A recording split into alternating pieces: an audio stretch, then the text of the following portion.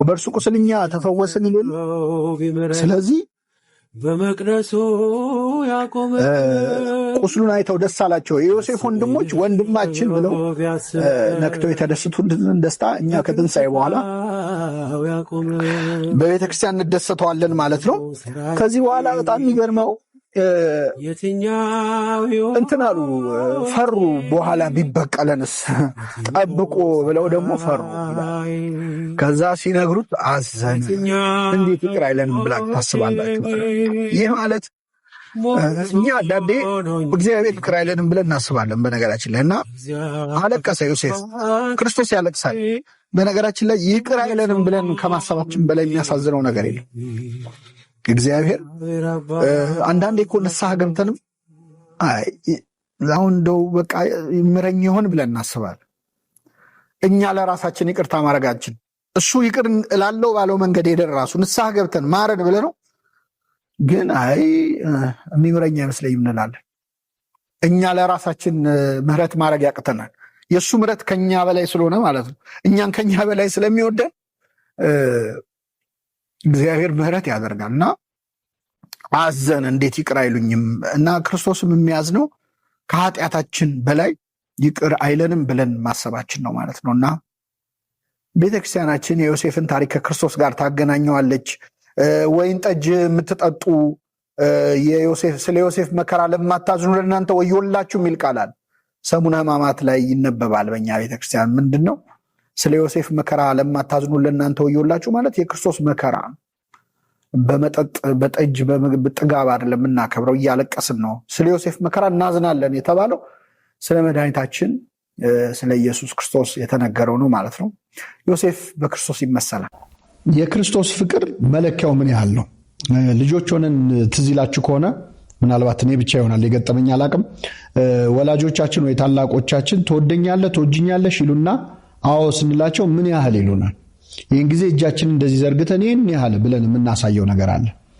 ቅዱስ ጳውሎስ የክርስቶስን ፍቅር በዚህ መልኩ ለመለካት የሞከረበት አንድ ቦታ ያለ ይመስለኛል። የሐዋርያው የቅዱስ ጳውሎስ መልእክት ወደ ኤፌሶን ሰዎች ምዕራፍ 3 ከቁጥር 18 ላይ ከቅዱሳን ሁሉ ጋር ይልና ስፋቱና ርዝመቱ ከፍታውም ጥልቀቱም ምን ያህል መሆኑን ለማስተዋል ከመታወቅም የሚያልፈውን የክርስቶስን ፍቅር ለማወቅ ትበረቱ ዘንድ ይላል። ቅዱስ ጳውሎስ የክርስቶስ ፍቅር አንደኛ ከመታወቅ የሚያልፍ ነው አለ። ከአይምሮ በላይ ነው፣ ለማሰብ ራሱ የሚከብድ ነው የክርስቶስ ፍቅር አለ። ሁለተኛው ግን ከፍታውና ስፋቱና ርዝመቱ ከፍታውና ጥልቀቱ አለ። የክርስቶስ ፍቅር ስፋቱ ምን ያህል ነው? ርዝመቱስ ምን ያህል ነው? ከፍታው ምን ያህል ነው? ጥልቀቱስ ምን ያህል ነው? ፍቅርስ ይህን ያህል ምን ያህል ረጅም ነው ተብሎ ሊለካ ይችላል? ፍቅር ከፍታው ምን ያህል ነው? ጥልቀቱ ምን ያህል ነው? ምን አይነት አገላለጽ ነው ቅዱስ ጳውሎስ የተጠቀመው? በእርግጥም የክርስቶስን ፍቅር ለመግለጽ በጣም ጥሩ ቃላት ናቸው እነዚህ ቃላት። የክርስቶስ ፍቅር ስፋቱ ምን ያህል ነው ካላችሁ መስቀል ላይ እጁን ዘርግቶ ተመልከቱት። ዓለምን በሙሉ ለማቀፍ እጁን የዘረጋ ይመስላል። የክርስቶስ ፍቅር ስፋቱ የዓለምን ሁሉ ሕዝብ የማቀፍ ያህል በተዘረጋ እጅ ነው። የፍቅሩ ስፋት ያን ያህል ነው። ርዝመቱስ ካላችሁ ለዘላለም ነዋ፣ ዘላለማዊ ነው። ከዓለም አስቀድሞም ዓለም ከተፈጠረ ወዲህም ዓለም ካለፈ በኋላም የሚቀጥል ዘላለማዊ ፍቅር ነው። ታውቃላችሁ ፍቅር ቆይቶ ቆይቶ ያልቃል። የክርስቶስ ፍቅር ግን ርዝመት አለው። ገና ከዚህም በኋላ ይወደናል። ያለምንም ምክንያት ነው የወደደን። ዓለሙን እንዲሁ ወዷል ነው የሚለው አይደለ? እግዚአብሔር አንድያ ልጁን እስኪሰጥ። ልብ አድርጉ። እኛ እንዲሁ የምንጠላቸው ሰዎች አሉ እኮ ያለ ምክንያት፣ ኮንዲሽናል ባልሆነ ምክንያት ባልሆነ ሪዝን የምንጠላቸው ሰዎች አሉ። እግዚአብሔር ግን እንዲሁ ነው የወደደን። እስከ መቼ? ርዝመት ያለው ነው። የክርስቶስ ፍቅር ርዝመቱ ያን ያህል ነው። ቀጥሎ ምን አለ? ከፍታውና ጥልቀቱ አለ። የክርስቶስ ፍቅር ከፍታ አለው። ምንድነው ከፍታው? የሰውን ልጅ በእግዚአብሔር ዙፋን እስከ ማስቀመጥ ነዋ። እስከ እግዚአብሔር ቀኝ እስከ መሆን ድረስ ነው። የሰውን ስጋ፣ የሰውን አካል፣ የሰውን ባህሪ ያከበረበት ከፍታ እስከ እግዚአብሔር ዙፋን እስከ ማስቀመጥ ነው። ጥልቀቱስ ምን ያህል ነው ካላችሁ እስከ ሲኦል ድረስ ወርዶ ነፍሳትን እስከ ማውጣት ድረስ ነው። ስለዚህ ጥልቀት አለው፣ ስፋት አለው፣ ከፍታ አለው፣ ርዝመት አለው። ይህንን አለካክ ስታዩት ምን ይሰራል? መስቀል ነው የሚሰራው። ከፍታ አለው፣ ጥልቀት አለው፣ ስፋት አለው። በዚህ የምናየው መስቀሉን ነው። ስለዚህ የመስቀሉን ምልክት እንደ ቀስት ቁጠሩት። የክርስቶስን ከፍ ያለ እስከ ሰማይ ዙፋን ድረስ ሰውን ማስቀመጥ ፍቅር አሳይቶናል። እስከ ማስቀመጥ እስከ ሲኦል ወርዶ ነፃ እስከ ማውጣት አሳይቶናል።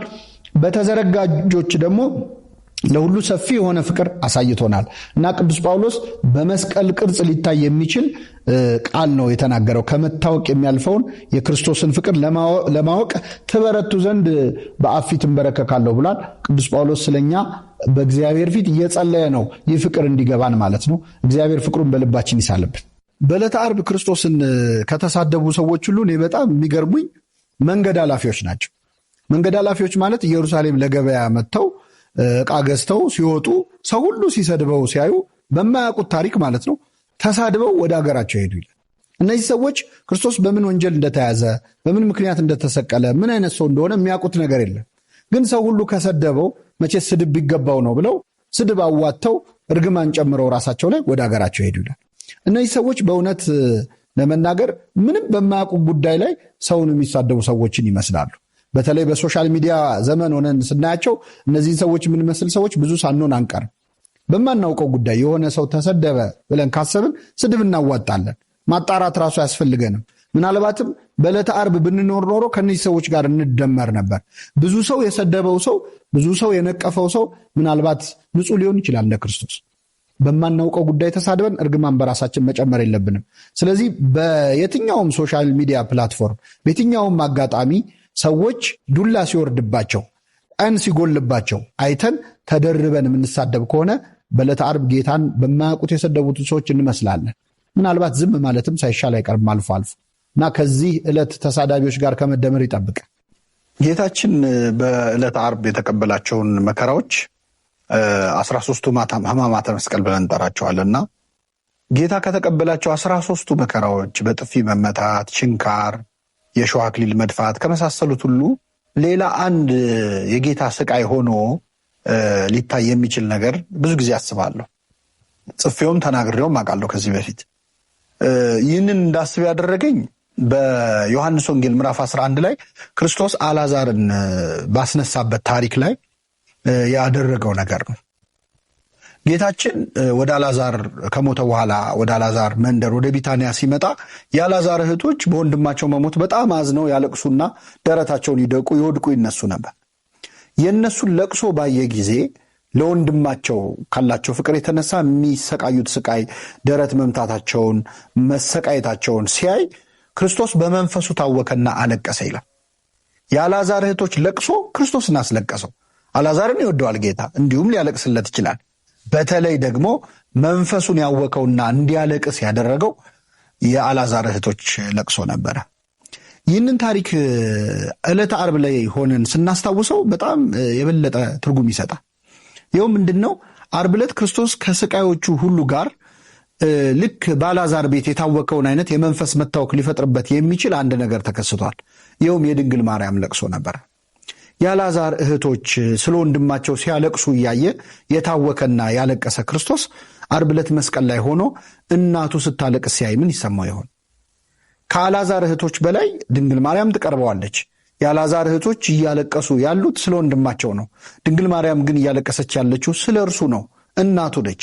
ስለዚህ የእመቤታችን ለቅሶ የክርስቶስ ሌላው ስቃይ ነበረ። በአልዓዛር ቤት ያለቀሰው መንፈሱ ታውኮና ልቡ ተረብሾ ከሆነ የእናቱ ለቅሶ ምን ያህል ይሰማው ይሆን? ጌታችን መስቀል ላይ ያለ ከተቀበላቸው መከራዎች ጋር የእናቱን እንባ ማየት ራሱ ሌላው ለቅሶ፣ ሌላው መከራው ነበረ። ስለዚህ መንፈሱን የሚያውክ ሌላው የጌታ ስቃይ የድንግል ማርያምን ለቅሶ ማየት ነበር። በርባን አገር ያስመረረ ወንጀለኛ ነው። በሮማውያን አይን ሲታይ ደግሞ አመፅ የሚያስነሳ አክራሪ እስራኤላዊ ነው። ይህ በርባን የተባለው ወንበዴ ይፈታልን ብለው አይሁድ በዕለተ ዓርብ ጮኸው ነበረ። ኢየሱስ ይሰቀል፣ በርባን ይፈታ ብለው ደጋግሞ በጮኸት ጩኸት ምክንያት በርባን ነፃ ወጥቷል።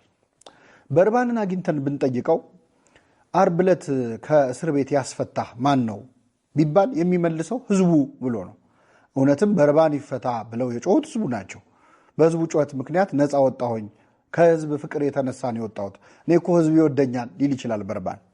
ግን እውነት ለመናገር በርባንን ያስፈቱት ህዝቡ ሳይሆኑ ክርስቶስ ነበረ።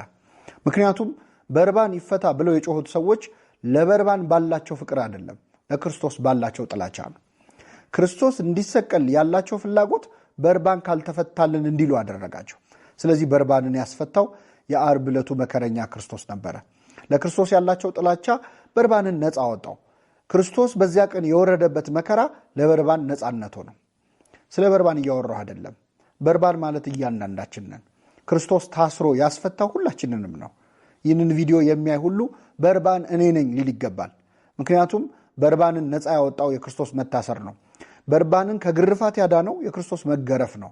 ስለኛ መዳን መከራን የተቀበለ፣ ስለኛ ሕይወት ሞትን የተሸከመ፣ በእውነት ሕማማችንን ተሸክሟል፣ ደዌያችንን ተቀብሏል የተባለለት መድኃኒታችን ኢየሱስ ክርስቶስ ሲሆን በክርስቶስ መከራ ነፃ የወጣ ነው። በርባኖች ደግሞ ሁላችንም ነን። የይሁዳ እግሮች። ይሁዳ ጌታችንን አሳልፎ ለመስጠት ከአይሁድ ጋር የተስማማው ረቡዕ ዕለት ነበር።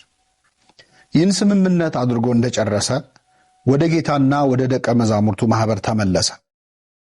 ከረቡዕ ጀምሮ እስከ ሐሙስ ማታ ድረስም ከጌታ ፊት ምንም እንዳልተፈጠረ ሆኖ አሳለፈ። ይህም በትክክል ይሁዳ ምን አይነት አስመሳይና ክፉ ሰው እንደነበረ ያሳያል። ቅዱስ ጴጥሮስ ሁኔታዎች አስፈርተውት ጌታውን ለሶስተኛ ጊዜ አላውቀውም ብሎ ከካደ በኋላ ጌታችን ለአንድ አፍታ ቀና ብሎ ስለተመለከተው ብቻ የጌታውን ፊት በድፍረት ለመመልከት አቅማቶ መራራ ለቅሶን እያለቀሰ ከአጡር ውጭ ወጥቶ ነበር። ይሁዳ ግን አሳልፎ ሊሰጠው ከተስማማባት ሰዓት ጀምሮ ድምፁን አጥፍቶ ከጌታችን ጋር እንደወትሮ አብሮ ሲቀመጥ አንድ ጊዜ እንኳን አልተሸማቀቀም። ልብ አድርጉ።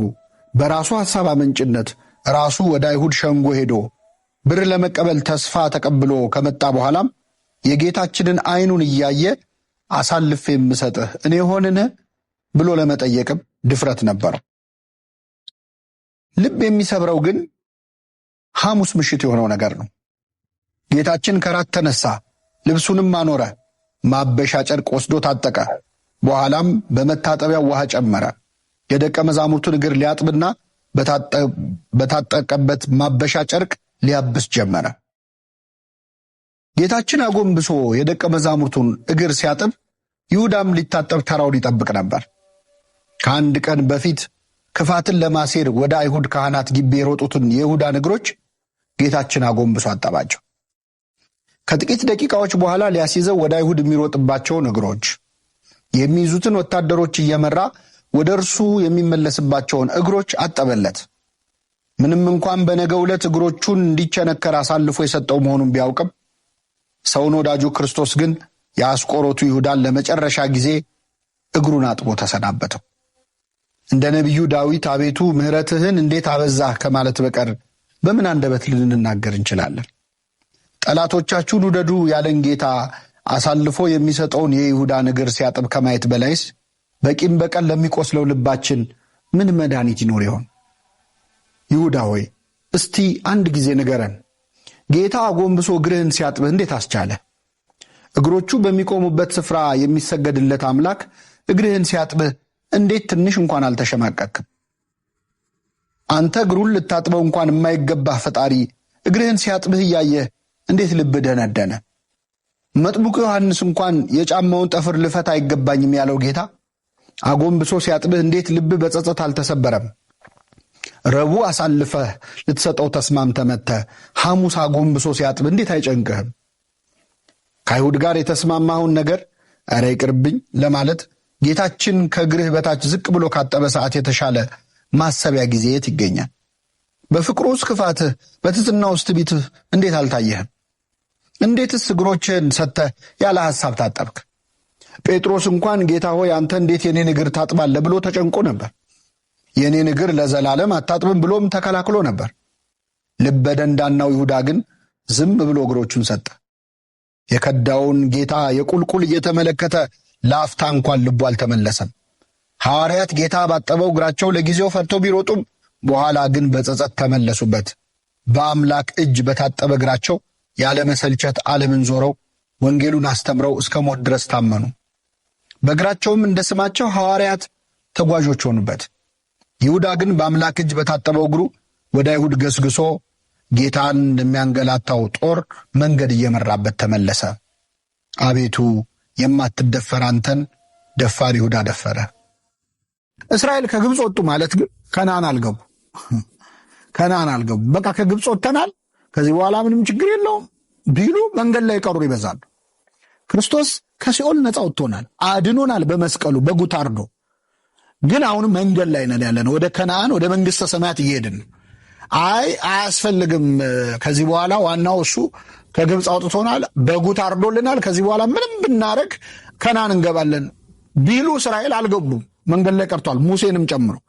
ክርስቶስ በግ ሆኖ የፋሲካው በግ ታርዶልናል ብለህ ኃጢአት ብትሰራ አንዴ ታርዶልኛል፣ ሞቶልኛል፣ ከፍሎልኛል ብለህ ከነዓን አትገባም፣ መንግሥተ ሰማያት ማለት ነው። ይህ ማለት ሊትራሊ እስራኤል ከግብፅ ስለወጡ ከነዓን ገብተዋል ማለት አድርጎ ማሰብ ማለት ነው። እነ ካልቪን የሚሉት እነ ሉተር የሚሉት ማለት ነው። እኛ እንደዛ እናምንም። አዎ ታርዶልናል፣ ግን መንገድ ላይ ነን። ከዚህ በኋላ መንገድ ላይ ልንቀር እንችላለን፣ ከዛ ይጠብቀን እንጂ ማለት ነው። መንገዱን ጠርጎልናል፣ እየሄድን ነው። መርቆ እንዳለው ቅዱስ ጳውሎስ ማለት መርቆልናል መንገዱን በስጋው። ከዚህ በኋላ በደሙ የተመረቀ መንገድ እንሄዳለን። እዛ ለመግባት ግን መንገድ ላይ ነው ያለ ነው። መንገድ ላይ መቅረት በጣም ከባድ ነው።